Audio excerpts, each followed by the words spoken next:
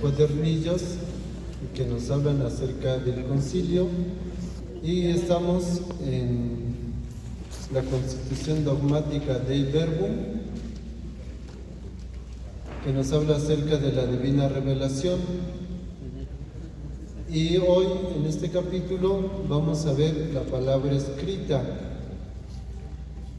y nos dice, estamos en la página 35 por quienes tienen su encargolado, nos hace una pregunta: ¿cuáles son las fuentes para saber si Dios realmente se ha revelado? ¿Cuáles son las fuentes de la revelación? Antes se hablaba como fuentes de la revelación la Sagrada Escritura y la tradición. Esto era en el Concilio Vaticano I. Se decía dos fuentes de la revelación: la Sagrada Escritura y la tradición. Esto pues ya en el documento de la Dei Verbum propone una sola fuente y habla de la Sagrada Escritura y la tradición, que es la única palabra de Dios transmitida en diferentes formas. Bueno, aquí al principio nos va a hablar así de que ya no era como antes, que la tradición y la escritura eran dos fuentes, sino que la escritura y la tradición van a ser una sola fuente. Y también nos va a decir que está la escritura, la Sagrada Escritura, la tradición y el magisterio de la Iglesia, como una sola fuente por el cual Dios se revela.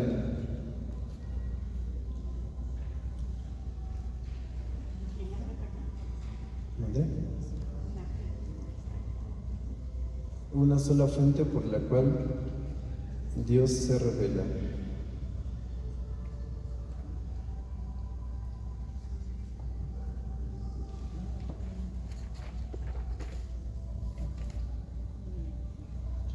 ¿Y qué es lo que está en el centro? La palabra de Dios. Pero la palabra de Dios, dice, no se identifica solo con la Sagrada Escritura.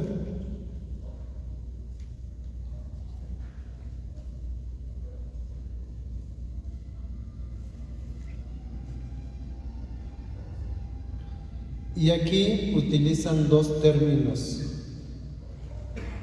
Dice, los dos términos que siempre se usan para describir la escritura y la tradición nunca se refieren a nada escrito. Uno de los términos que se utiliza es locutio en latín para hablar de la Sagrada Escritura. Dice que la Sagrada Escritura es palabra, pero utiliza el término locutio. Y locutio es locutio, pero como es latín, la T se pronuncia como TZ, ¿no? Como locutio. Es como, no sé si han escuchado cuando se habla de la lectio divina. Lectio divina se escribe lectio, pero se pronuncia lectio divina. Pues a lo mejor tendríamos que decir lectio divina porque así lo leemos nosotros, ¿no? Pero es lectio divina. Es como cuando nosotros decimos el Viernes Santo, vamos a ir al Via Crucis, ¿no? Decimos Via Crucis, pero ¿cómo se pronuncia? Es Via Crucis, que quiere decir el camino de la cruz.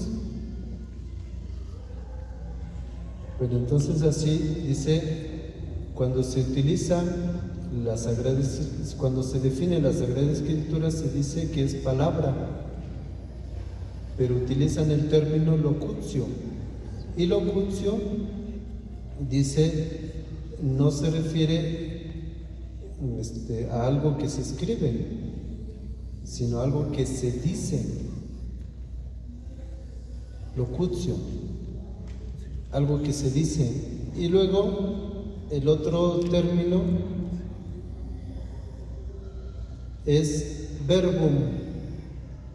Cuando se habla de la transmisión del Evangelio, cuando se describe la tradición, es decir, la transmisión del Evangelio, se encuentra uno con el término palabra, pero aquí es palabra con mayúscula, verbum en latín.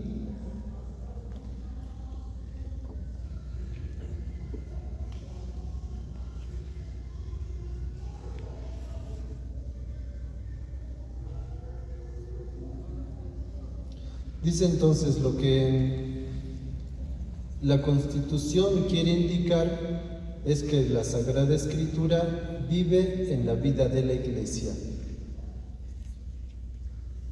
Es decir, la palabra vive en la vida de la Iglesia, que la hace siempre actual con su anuncio y no se cansa de proponerla de nuevo como palabra inmutable de revelación.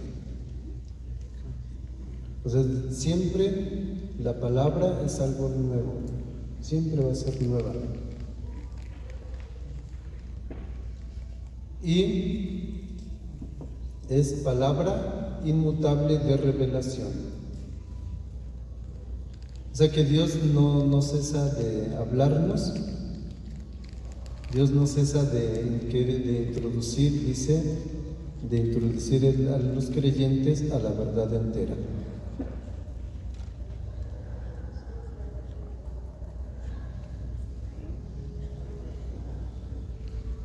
Entonces hasta aquí, este punto, si como todo va a girar en esto, pues conviene que nosotros lo tengamos bien, ¿no?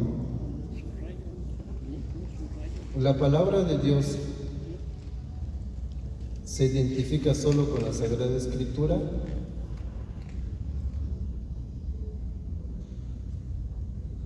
Fue pregunta, para ustedes. ¿La palabra de Dios se identifica solo con la Sagrada Escritura?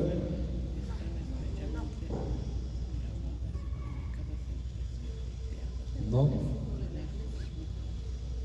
Entonces, porque dice, ¿Jesús escribió algo? No, dice, no escribió. Y ahí aparece de por qué no escribió, ¿no? Un teólogo dice, pero ahorita aquí lo importante es que es entender eso, que Dios se revela y las fuentes de la revelación son tres: la Sagrada Escritura, la tradición y el magisterio de la Iglesia. Entonces lo que expresa, dice, es una realidad viva. Consiste en una transmisión viva de hechos y acontecimientos de la palabra. Esto es pues la tradición.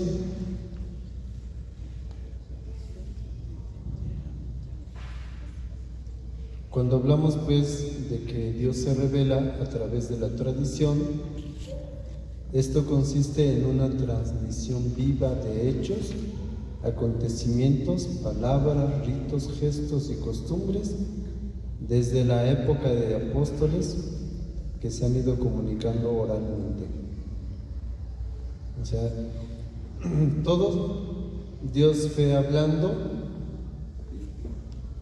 y los mismos apóstoles fueron transmitiendo, y lo va a decir en la misma palabra de Dios: nosotros somos testigos de lo que hemos visto y oído.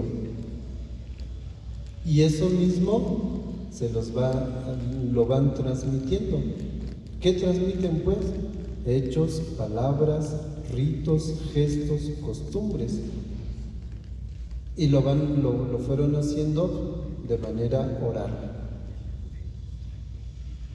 ¿Sí se acuerdan aquella frase de la palabra que dice que si se hubiera escrito todo lo que mandé, Lo que Cristo hizo no cabría. no cabría en los libros, ¿no?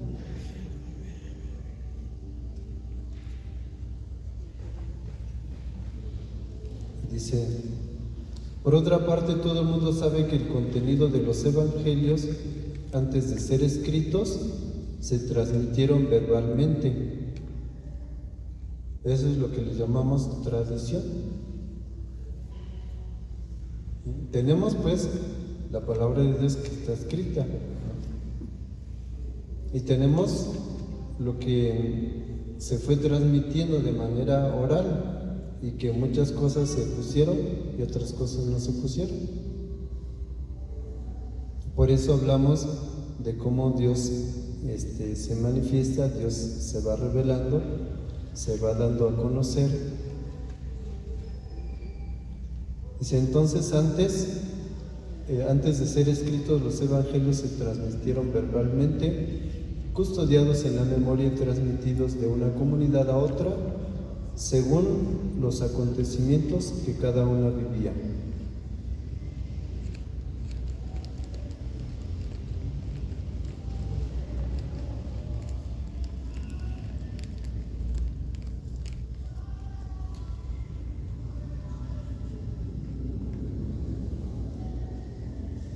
En el número 38, en la página 38, en el primer párrafo,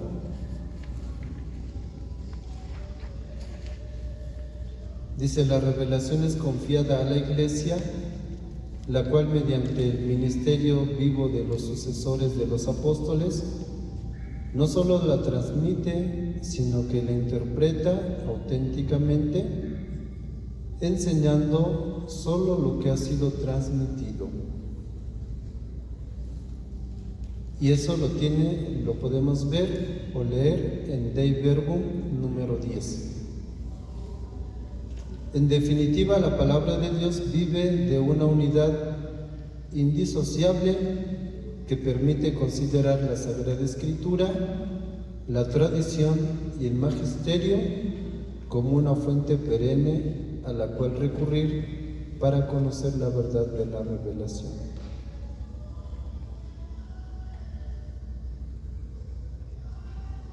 Entonces le hacemos la pregunta, nada más es cambiar, ¿no?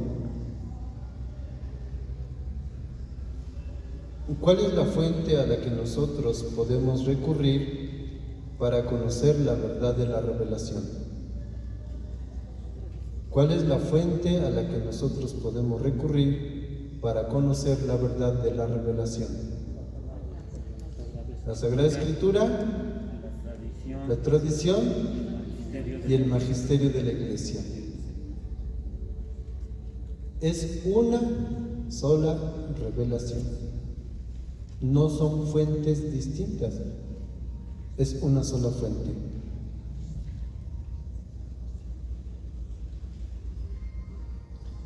Como se puede observar, la gran y justa preocupación de la Dei Verbum es poner de manifiesto el carácter vivo de la palabra de Dios, que implica la fe de la Iglesia y de los creyentes. Entonces, la palabra de Dios, dice, es viva, implica la fe de la Iglesia y de los creyentes. O sea, tiene que ver con nuestra fe.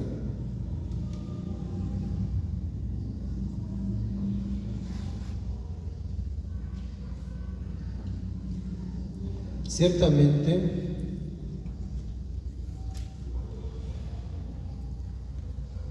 la Sagrada Escritura sigue siendo para la Iglesia, junto con la tradición, la regla suprema de su fe.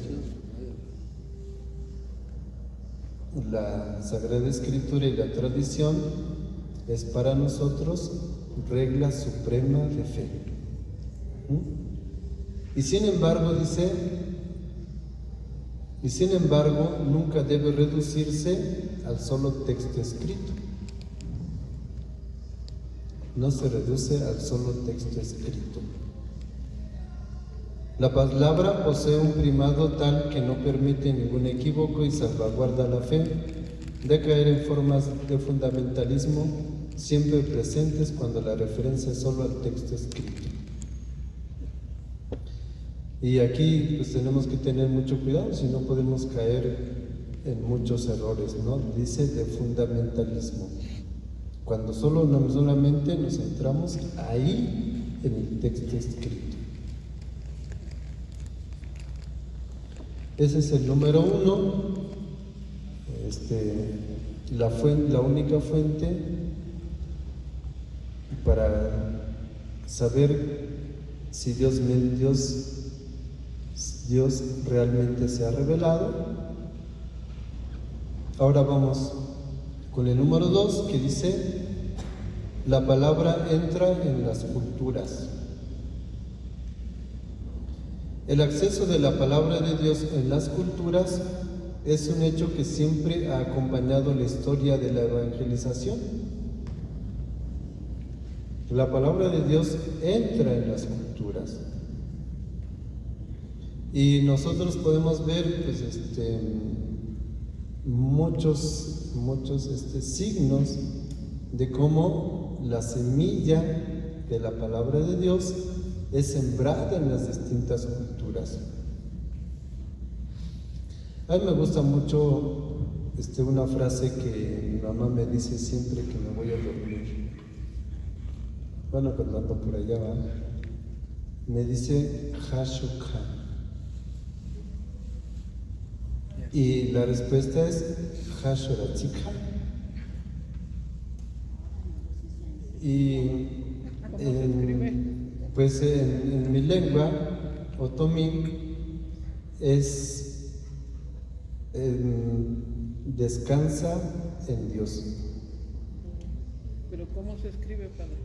Hashoka. ¿Así como se pronuncia? Y yo le respondo Hashoratzika. O si yo me voy a dormir, le digo a ella Hashoka y ella me dice Hashoratzika. Hasta mañana en castellano pues se puede decir hasta mañana o que descanses, pero en el otomí es ese descanso en Dios, y así se dice, descansa, hasta mañana que descanses, sí, es descansa en Dios, y el otro le regresa igual, la misma intención de descansar en Dios. Entonces es algo bonito, ¿no? De cómo en mi misma cultura pues está sembrada esa semilla. Y que nosotros tenemos esa forma de dirigirnos a Dios. Decimos tzika, por eso es en ka, que es lo divino, y el hasho es el descansar. Y hasho, pues lo podemos escribir en el otomí, lo escribimos con H, A, X, O, hasho. La H va a sonar como J, y la J sola va a sonar como KJ, pero para no poner KJ, entonces nada más se pone así, no es caja grande, ¿no? No, así, ¿por qué no es cajita? No es cajota.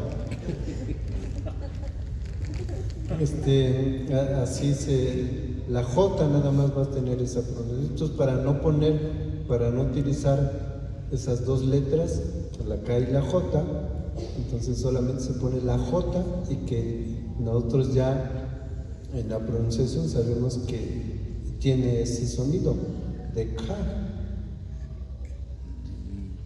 Entonces, para escribir Hashoka, pues ponemos la H, la A, la X, que se va a sonar como Sho, y la O, Hashoka, que es la J y la A. Y así es como decimos Hashoka. Y la respuesta es Hasho Ratzika. Nada más se aumenta Ra, Erea, Tzetai Tzika. Hasho Ratzika. ¿Y esto por qué hablamos? Porque decimos que la palabra de Dios entra en las culturas, y eso es algo que ha acompañado, dice, siempre la evangelización. Cuando un misionero va a África o a China, etcétera, donde no se escucha la palabra de Dios, donde no se conoce nada de la palabra de Dios, pues una de las cosas primeras que hacen es conocer la lengua de la gente, y empiezan a conocer la tradición de la gente. Y hay en eso que la gente misma vive, van transmitiendo la palabra de Dios. Por eso decimos que la palabra entra en las culturas. Y a veces hablamos de inculturación, pero a veces también se habla de desculturación. ¿Por qué? Porque entramos a la cultura de la comunidad, pero hay cosas en las que también se desincultura, ¿no? Y ese ejemplo nos lo enseña Jesucristo. Nos los dice aquí,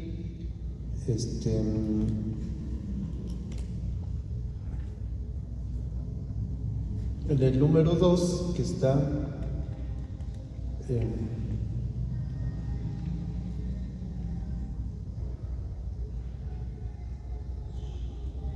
después, en el número 40, perdón, dice: se pueden descubrir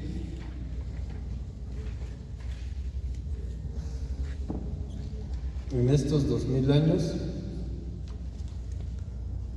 aspectos positivos de intuiciones y logros que han llevado a una maduración de la cultura universal. La inculturación, sin embargo, es una condición de la cual no se puede prescindir bajo la pena de la eficacia de la predicación. Y nosotros, como evangelizadores, vamos a una comunidad y no nos adentramos a la cultura de la comunidad. Dice, podemos dañar la eficacia de la predicación. Entonces, si alguien viene a mi pueblo y no comprende el Hasharatzika y me habla de la palabra de Dios, en algún momento pues a lo mejor vamos a decir, no, pues como que tú no entras aquí, ¿no? Pero les digo que hay cosas que Dios mismo va sembrando en el corazón de los fieles.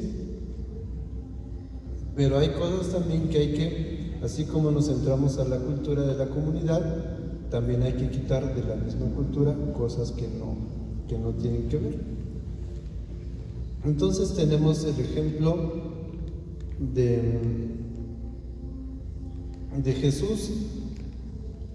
¿Qué es lo que dice él? Él dice: tomen, esto es un poquito antes mejor, dice: el que come mi carne y bebe mi sangre tiene vida eterna, y yo lo resucitaré en el último día. El que come mi carne y bebe mi sangre permanece en mí y yo en él. Pero ¿qué significaba la sangre para aquella época? Puesto que la vida del hombre reside en la sangre, cuando se derrama, esto equivale a clamar venganza, porque atestigua la violencia que suprime la vida. Entonces dice, cuando se derrama la sangre, es como que alguien le está quitando la vida, entonces hay que clamar venganza. Por eso dice, atestigua la violencia que suprime la vida. Por eso, como para el judío, esto chocaba con su mentalidad. ¿Cómo que el que come mi carne y bebe mi sangre tiene vida eterna? Eso no es posible, va a decir. ¿Y qué es lo que hace Jesús? Dice, el lenguaje es ciertamente paradójico, sin embargo, expresa el pensamiento y el actuar de Jesús. Cada vez que se bebe este vino consagrado, se bebe la sangre del Señor. A pesar de que pues este lenguaje no es tan sencillo de comprender, pues se ha asumido y se ha convertido en una norma porque Jesús mismo lo usó. Pues para aquella época, comer la sangre, tomar la sangre, no entraba en su mentalidad, ¿no? Por eso dice, en algunas ocasiones hay que desinculturar, o sea, hay cosas que no están bien y hay que quitar, hay que cambiar o hay que darles el verdadero sentido. Nosotros no podemos cambiar la palabra de Dios, ¿o sí? No, pues no. Y una de esas cosas es que alguien va a decir, bueno, en el Padre Nuestro. Ahora, como nosotros estamos en una cultura maternal, entonces en lugar de decir Padre, vamos a decir Madre. Madre nuestra que estás en el cielo. ¿No? Pues no podemos cambiar, ¿eh?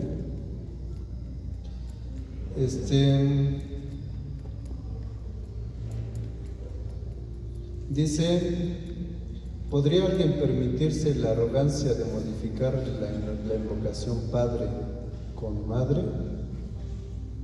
¿O entrar en otro diálogo elusivo sin pensar que modifique el mismo lenguaje con el que Cristo habló de Dios?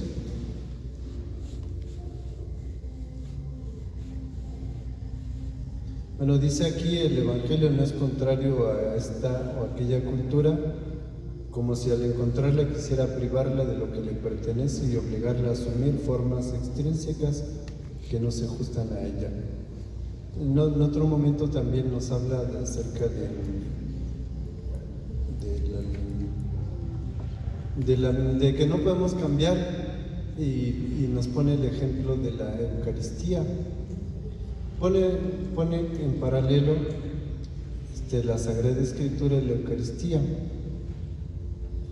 Y nos dice, por ejemplo, pues si alguien llega a una comunidad y no hay los elementos necesarios para celebrar la Eucaristía, ¿ustedes creen que lo puede cambiar por otra cosa? Si no hay vino, porque en la cultura de la comunidad toman pulque, entonces ya va a decir el padre, no, pues no hay vino, pues tráiganse el pulque. ¿Puede ser eso? Pues no.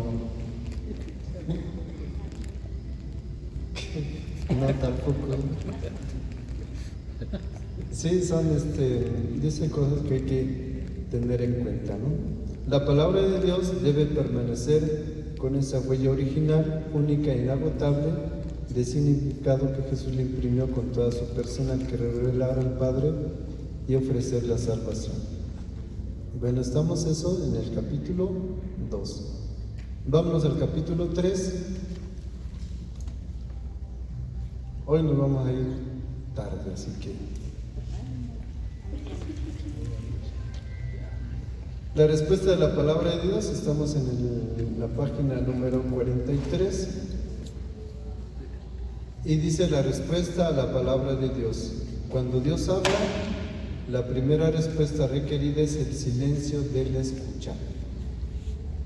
Entonces, si Dios habla, ¿qué tenemos que hacer? Escuchar.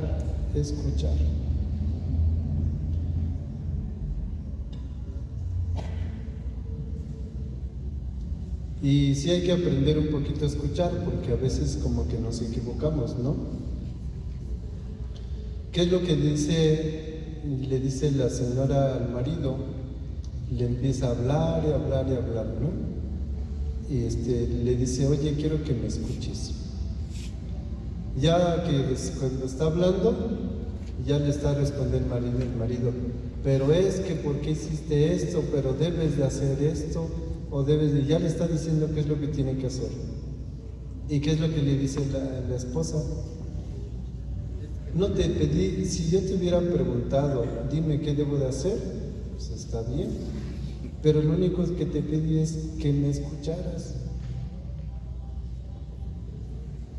Y a veces estamos escuchando y estamos ya como interpretando lo que el otro nos está diciendo. Y entonces no escuchamos. Aquí pues dice, necesitamos aprender a escuchar. Y para escuchar también se necesita el silencio. Página 44, segundo párrafo. Desde las primeras palabras, Dei Verbum permite descubrir el valor del silencio como condición necesaria para que la palabra pronunciada tenga su valor y alcance su significado. Necesitamos hacer silencio para poder escuchar.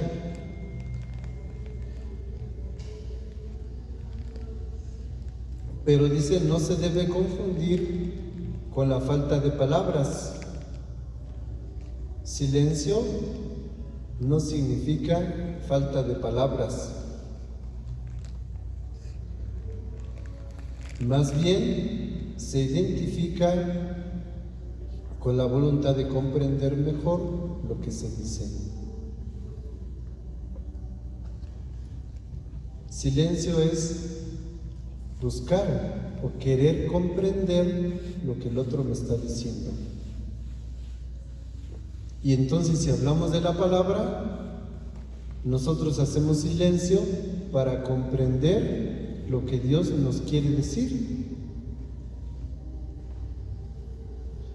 Y dice que la Sagrada Escritura es tan rica en silencio que fácilmente podría ser definida como el libro del silencio de Dios. Nosotros decimos palabra de Dios, ¿no? Y decimos que Dios nos habla. Y todo eso está bien. Pero ahora, además de eso, dice, es el silencio de Dios. O Dios nos habla, o Dios no nos habla. Dios nos habla, pero también nos habla en el silencio. Y para poder comprender lo que Jesús nos dice, hay que hacer silencio. Y hablamos de un silencio externo, de los ruidos externos, pero también de los ruidos internos. Porque puede haber mucho ruido afuera y también mucho ruido adentro. No sé si han visto a personas que luego andan andan en la calle, llegan a su casa y luego ponen el radio a todo volumen. Porque a veces es un miedo a encontrarse, es un miedo a hacer silencio. Y es un miedo a lo que se puede encontrar en el silencio. Y a veces no nos gusta mucho, pero es necesario hacer silencio. Además, decimos del silencio externo, también el silencio interno, pero que es para comprender lo que Dios nos quiere decir. Para descubrir la riqueza contenida en los textos sagrados, es fundamental analizar el silencio que contienen, porque bajo la acción del Espíritu Santo abren horizontes inesperados. Poder comprender el silencio que contiene la palabra de Dios. Dice, es mejor callar y ser, decía el primer sucesor de Pedro. ¿Saben quién fue el primer sucesor de Pedro? Ignacio, San Ignacio, ¿no?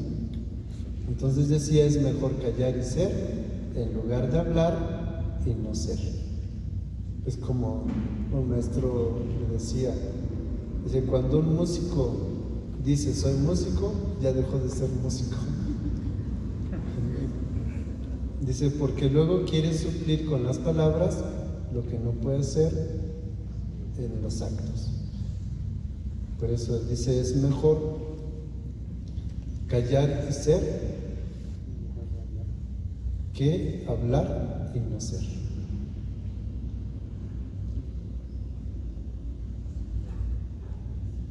Dice las cosas que hizo Jesús como maestro. Cuando Jesús habló, dijo cosas y habló como maestro, pero cuando dijo cosas callando, son dignas del Padre, cosas del Padre. Y quien posee la palabra de Jesús puede escuchar también su silencio para que sea perfecto y pueda obrar a través de las cosas que dice y ser conocido por medio de las cosas que calla. En algún momento, pues eso lo tendremos que utilizar ya para una reflexión personal, en una meditación personal, en una oración personal. Esto del silencio de Dios y que la palabra de Dios, la Sagrada Escritura, es más el silencio de Dios. ¿Y cómo nos podemos adentrarnos en ese silencio para comprender lo que nos quiere decir? En el número 45, tercer párrafo, dice: la Constitución habla de la obediencia de la fe. Es otra cara de la escucha. Tenemos entonces la escucha, que tiene dos caras. Una es el silencio y la otra es la obediencia.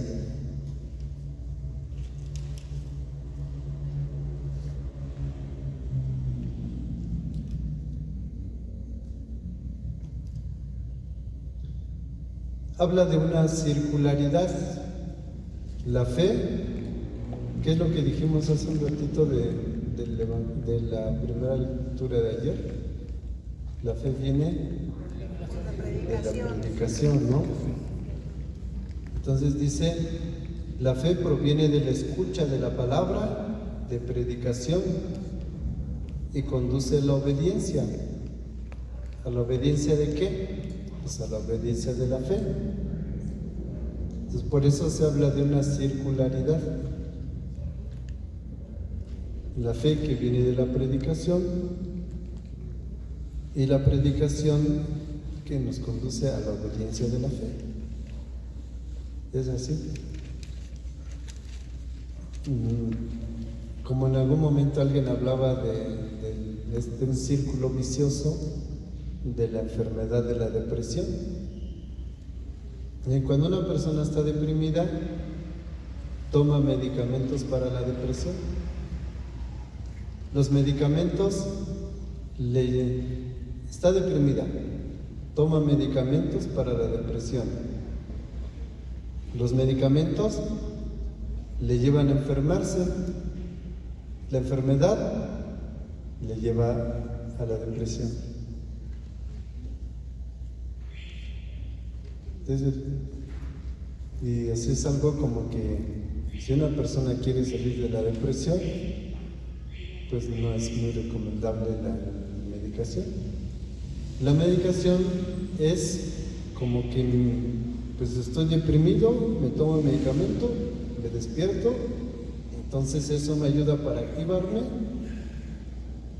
y después pues dejo el medicamento. Es más una terapia que recomiendan algunos psicólogos. Cuando alguien está deprimido, le dice, vas a hacer a partir de ahora media hora de ejercicio diario, media hora de ejercicio diario. Y luego ya viene pues la terapia, pero eso ya es parte de la terapia para ayudar a una persona a salir de la depresión. Bueno, esto nada más es para hablar un poquito de la circularidad, que es la fe que viene de la escucha de la palabra y la palabra que lleva a la obediencia de la fe. En resumen, con la fe el creyente se abandona plenamente a Dios con todo su ser y cree que la palabra a él dirigida proviene verdaderamente de Dios para salvarlo. Página 46. Revelando el misterio de la propia existencia personal, Dios, estamos en el segundo párrafo, donde dice revelando el misterio. Dios se abre a la vida de comunión con Él. Esta es la profunda verdad de la revelación. Solo quien acoge al Logos es la palabra, y tiene familiaridad con la palabra de Dios, puede convertirse en su verdadero y creíble heraldo. Entonces, solamente recibiendo la palabra de Dios podemos ser testigos verdaderos. Si nosotros queremos ser testigos sin la palabra de Dios, pues no podemos ser testigos, no podemos ser verdaderos heraldos, mensajeros del Evangelio.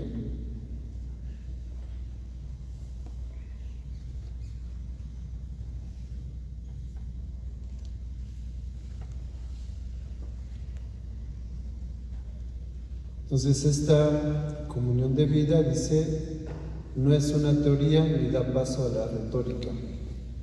Es la condición fundamental exigida a la Iglesia, no solo en su relación con Dios, sino en virtud de esta, como criterio y estilo de vida para todos los creyentes en Cristo. Entonces, ¿cuál ha de ser nuestro estilo de vida? Pues la palabra de Dios. ¿Cuál ha de ser nuestro criterio de vida? La palabra de Dios. La reflexión, por tanto, es la palabra de Dios dirigida a la Iglesia, que en el silencio de la escucha debe crear posteriormente las condiciones para una respuesta coherente. Y es en donde hablamos, pues, de la obediencia de la fe, que es la respuesta coherente a la palabra de Dios.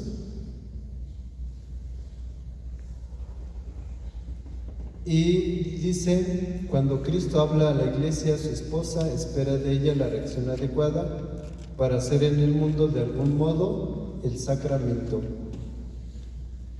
Nosotros hemos escuchado, pues, la definición de sacramento,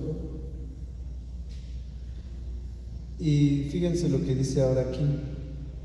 De algún modo el sacramento, es decir, el signo y el instrumento de la unión íntima con Dios y de la unidad de todo el género humano. Signo e instrumento de la unión con Dios y de todo el género humano.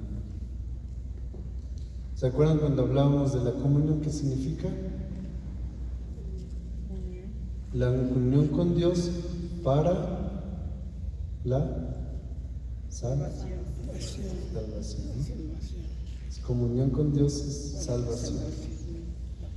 Pero dice unión con Dios y con los demás. Entonces, cuando nosotros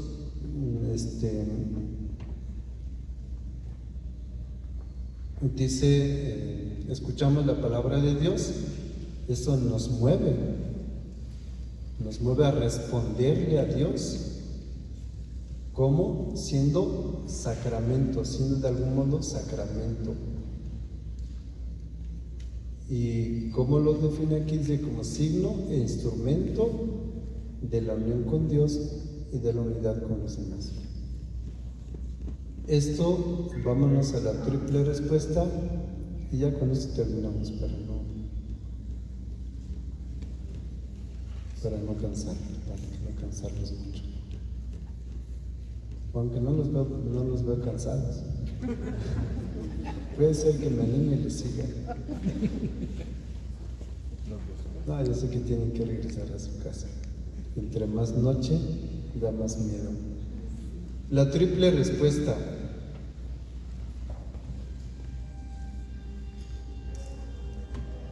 La primera respuesta es el narrar. Pero dice que la narración no es solamente como un género literario,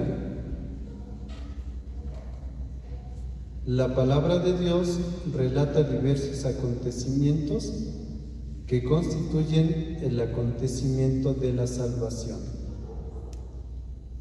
O sea, es una historia, pero es una historia de salvación.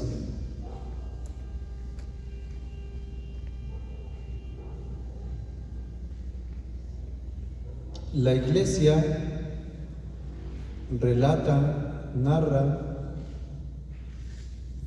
dice, anuncia la palabra de Dios, narrando las diversas etapas de la historia de la salvación,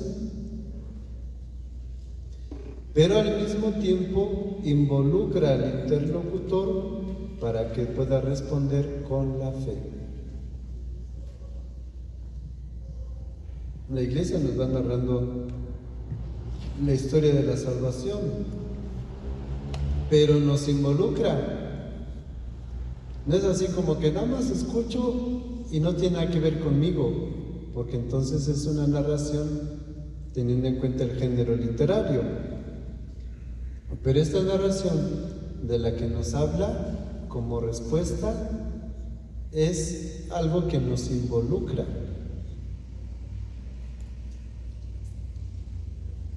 para que podamos responder, dice, con la fe.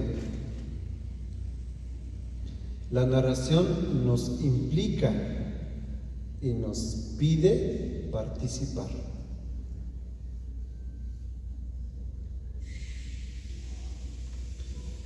Otra segunda respuesta es el evocar. Evocar.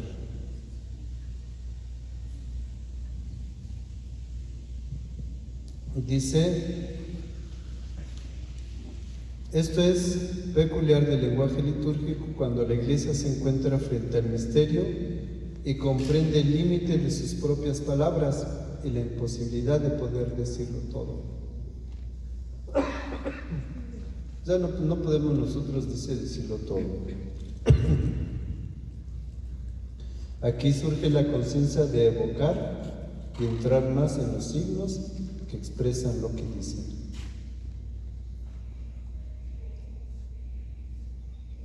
¿Se han escuchado que la gente dice mucho más con lo que no dice que con lo que dice? Y que el lenguaje del cuerpo es muy importante porque nos dice muchas cosas. Piensen ustedes en una persona, cuando volvemos al mismo ejemplo, ¿no? Deprimida. Una persona deprimida, ¿es común que se arregle? No.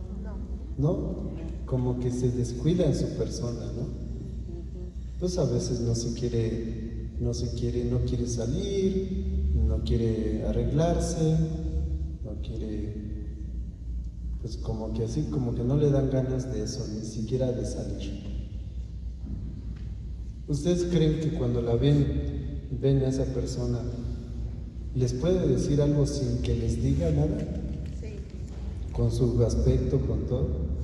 En alguna ocasión me preguntaron, ¿puedes hablar de una persona si la conoces en 10 minutos? Le digo, y hasta en menos.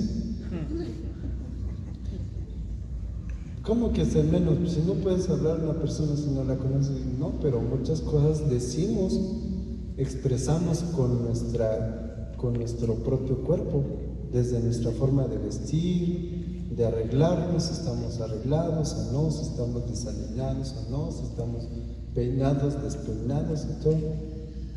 Ya nuestro cuerpo en por sí mismo habla y dice cosas, ¿no?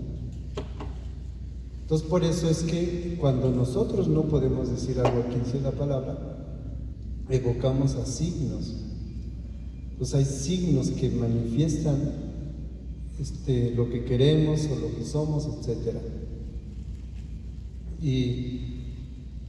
Y por eso es este lenguaje que cuando nosotros ya no alcanzamos a comprender, está en el límite, dice, evocamos a los signos, que nos dicen mucho más de lo que nosotros podemos a veces comprender. ¿Han visto ustedes el libro del Principito? Cuando quiere que le dibujen un cordero, y todos le dibujan un cordero y no le gusta. Y uno le dibuja una caja y sí lo aceptó. Pues ahí está el cordero. Ahí está el cordero, ¿no? Entonces por eso dice, surge la conciencia de evocar y entrar más en los signos que expresan lo que dicen. En el contexto litúrgico, por tanto, la palabra de Dios que se proclama evoca eficazmente la exigencia de una escucha siempre nueva y más capaz de conformar la vida de los creyentes. Entonces nosotros escuchamos la palabra de Dios en la misa y eso exige de nosotros una escucha nueva, porque podemos decir, esa palabra ya la escuché, ya me la sé, y hasta a lo mejor la podemos conocer de memoria, ¿no? Y nos podemos cerrar a la escucha, y no, siempre dice, exige una escucha siempre nueva y capaz de conformar la vida de los creyentes, es la voz del Espíritu. Es el Espíritu nuevo, el Espíritu Santo, quien habla y nos va diciendo cosas nuevas en lo que nosotros escuchamos de la misma palabra de Dios. Y dice una reacción final, hablamos de una triple respuesta: narrar, evocar, y aquí habla de este término medio raro, performatividad. Performatividad.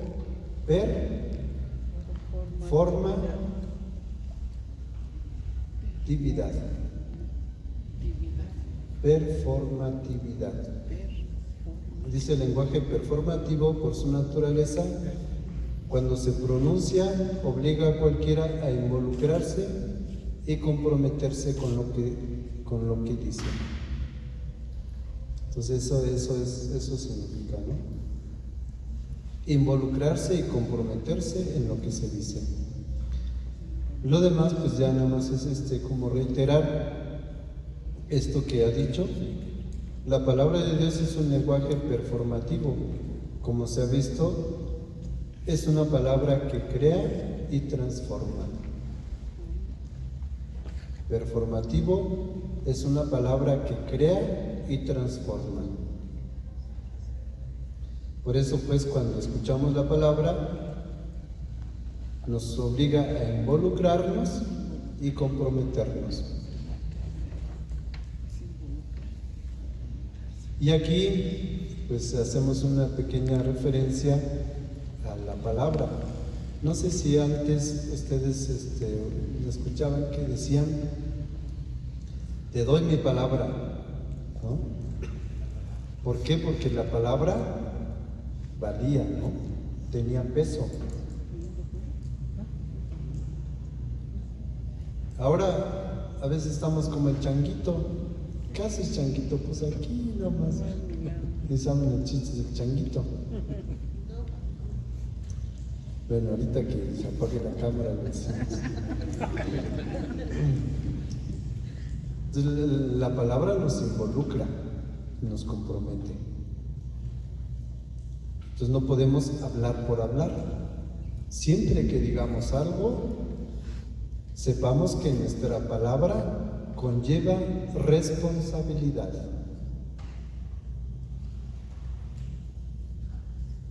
Como en una ocasión alguien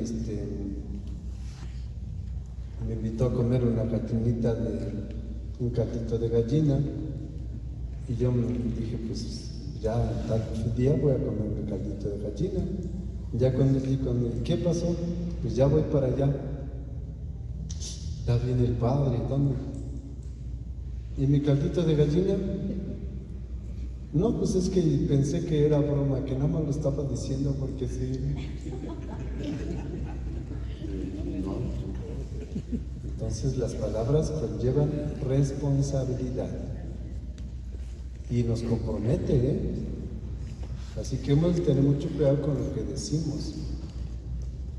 Y yo más, porque estoy al frente de ustedes, aquí hablándoles. Entonces la palabra dice, cuando hablamos de performatividad, la palabra crea y transforma. En otras palabras, la llamada a ser testigos veraces de la palabra de Dios compromete a la Iglesia, sobre todo para que en el anunciar el Evangelio sea siempre fiel a su Señor y viva de manera coherente su llamada. Cada creyente, sin embargo, está igualmente involucrado porque es consciente de ser un signo visible y tangible del amor de Dios que transforma la existencia. Somos llamados a ser signos visibles de ese amor de Dios. Entonces hasta aquí lo dejamos. Ya el último capítulo, la palabra de Dios corre, ya lo van a leer ustedes ahí por su cuenta, porque dentro de 8 días ya veremos otra constitución dogmática. No es tan difícil esto de la carrera, porque pues, se trata de anunciar la palabra, ¿no? Lo que tenemos que hacer, evangelizar. Y dice, todos hemos de como que de ponerle ahí empeño para anunciar la palabra de Dios. Y va a tratar el número 2 de la evangelización, que es propia de nuestra misión, y que pues este mismo anuncio de la palabra lo que nos hace es tomar en serio la palabra de Dios.